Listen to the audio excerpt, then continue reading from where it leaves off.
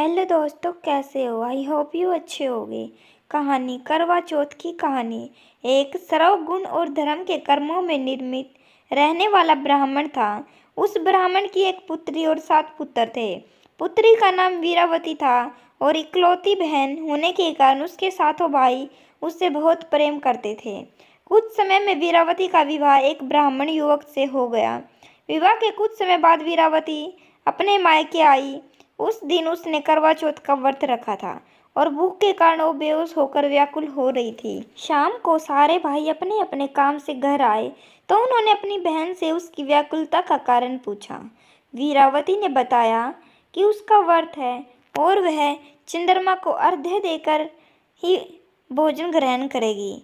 वह चंद्रमा को अर्घ्य देने के पश्चात ही भोजन ग्रहण कर सकती है, परंतु भाइयों से अपनी लाडली बहन की व्याकुलता देखी नहीं जा रही थी। तब सबसे छोटे भाई ने एक तरकीब लगाई और एक दीपक पर जलवित करके छलनी की ओट में पास के पीपल के वृक्ष पर रख दिया। दूर से देखने पर ऐसा प्रतीत हो रहा था मानो चांद निकल आया हो। इसके पश्चात सभी भाइयों ने जाके वीरावती को कहा कि चांद निकल आया है और अब तुम अपना करवा चौथ का व्रत खोल सकती हो। वीरावती ने भाइयों की बात मान के विधि पूर्वक चंद्रमा को अर्घ्य दिया, पर आके उसने जैसे ही भोजन का पहला निवाला अपने मुख में डाला तो उसे छींक आ गई, परंतु वीरावती इस चेतावनी को समझ न पाई। जब दूसरा निवाला मुख में रखा तो उसमें बाल निकल आया, परंतु वीरावती भूख से इतनी व्याकुल थी कि उसने इसे भी अनदेखा कर दिया। जैसे ही तीसरा निवाला उसने ग्रहण किया, उसके पति की मृत्यु का समाचार प्राप्त हुआ। यह दुखद समाचार सुन के वीरावती रोने बिलखने लगी। तब उसकी भाभी ने उसे सच्चाई से अवगत कराया और बताया कि ये सब व्रत टूटने के कारण हुआ है।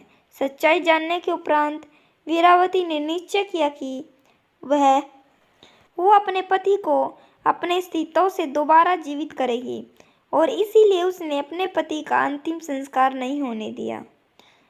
वो पूरे 1 साल तक अपने पति के शरीर की देखभाल करती रही और उस पर उगने वाली सौनुमा घास को इकट्ठा करती रही।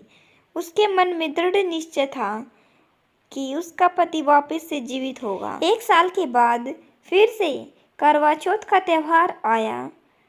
तभी वीरावती और उसकी भाभियों उससे आशीर्वाद लेने आई। उसने अपनी भाभियों से आग्रह किया कि यम सुई ले लो, प्रिय सुई दे दो, मुझे भी अपने जैसी सुहागिन बना दो। तब उसकी एक भाभी ने कहा कि सबसे छोटे भाई के कारण तेरे पति की मृत्यु हुई है, इसीलिए उसकी पत्नी ही इसे जीवित कर सकती है। अंत में सबसे छोटी भाभी आती है और वीरावती उससे घास लेके उसके पति को जीवित करने का आग्रह करती है।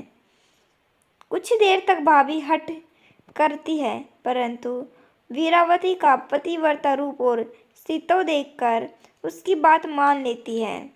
इसके पश्चात भाभी अपनी छोटी अंगुली को चीरकर उसमें से अमृत उसके पति के मुख में डाल देती है। वीरावती का पति जीवित हो जाता है। आपको यह कहानी कैसी लगी? अगर थोड़ी सी भी अच्छी लगी हो तो प्लीज़ चैनल को लाइक, शेयर और सब्सक्राइब करना नहीं भूलना। चैनल पर नए तो चैनल को ज़रूर सब्सक्राइब करना। जब तक हंसते रहो, खुश रहो, मुस्कुराते रहो। मिलते हैं नेक्स्ट वीडियो में।